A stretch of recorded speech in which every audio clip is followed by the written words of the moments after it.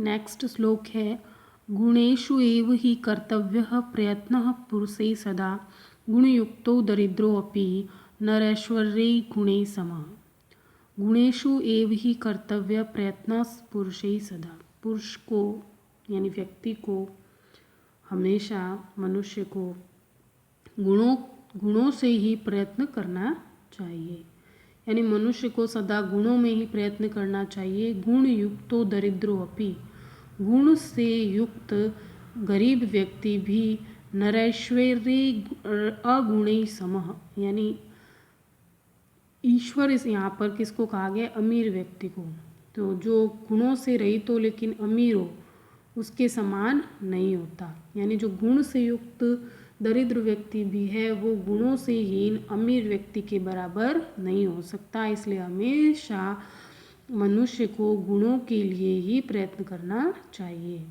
Next, आरंभ गुर्वी क्षयिणी क्रमेण लघ्वी पुरा वृद्धिमती च पश्चात दिनस्य पूर्वार्ध परार्ध भिन्ना छाइव मैत्री खल सज्जनानां।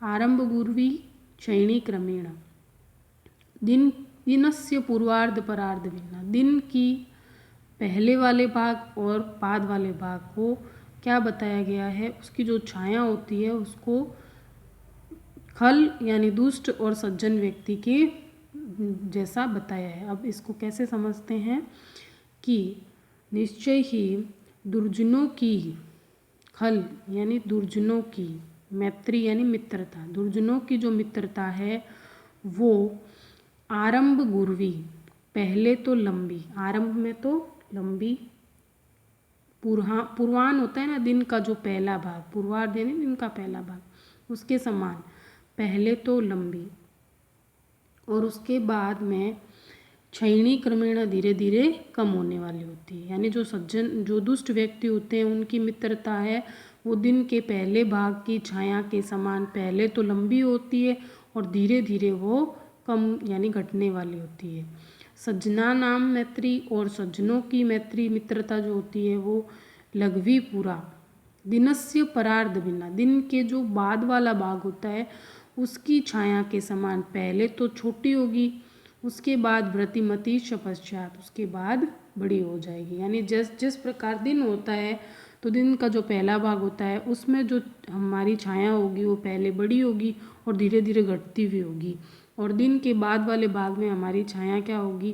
पहले बड़ी होगी और धीरे धीरे घटती हुई होगी, यानी छोटी हो जाएगी। नहीं, पहले छोटी होगी और धीरे धीरे बढ़ती हुई होगी। उसी तरीके से जो सज्जनों की मित्रता होती है वो पहले तो छोटी होती है और उसके बाद धीरे धीरे वो बहुत ज़्यादा गहराई में चली जाती है, जबकि जो दुष्ट होते हैं उनकी जो मित्रता होती है वो पहले लंबी होगी और उसके बाद धीरे धीरे घटती जाएगी।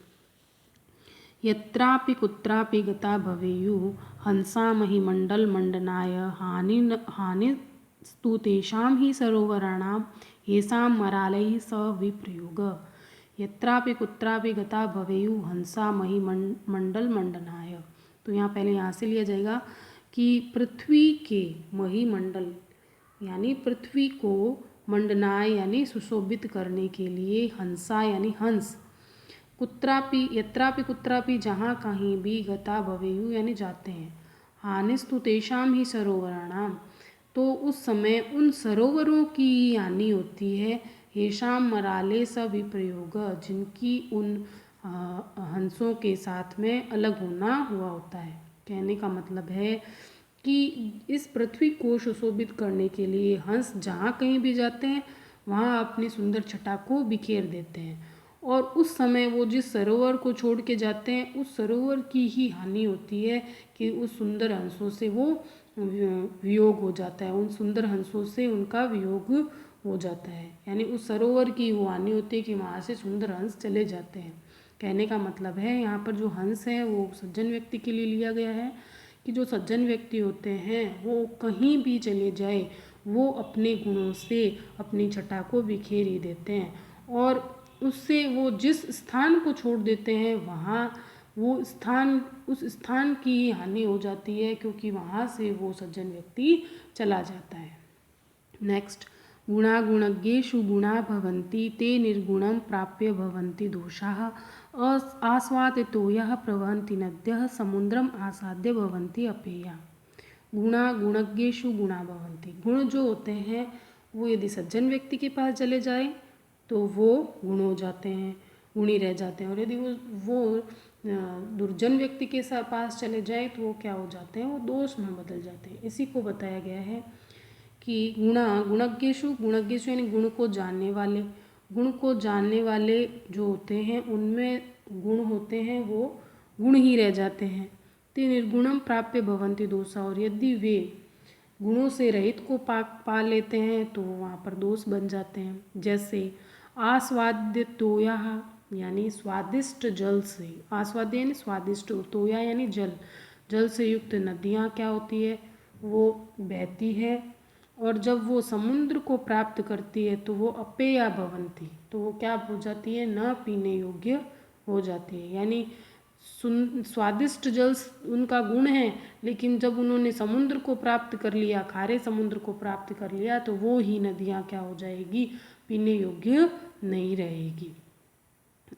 इस प्रकार आपको इस 2 वीडियो में जो श्लोक बताए गए हैं उनका आपको अपने नोटबुक में उसको नोट करके और उसका अनुवाद आपको लिखना है। Thank you.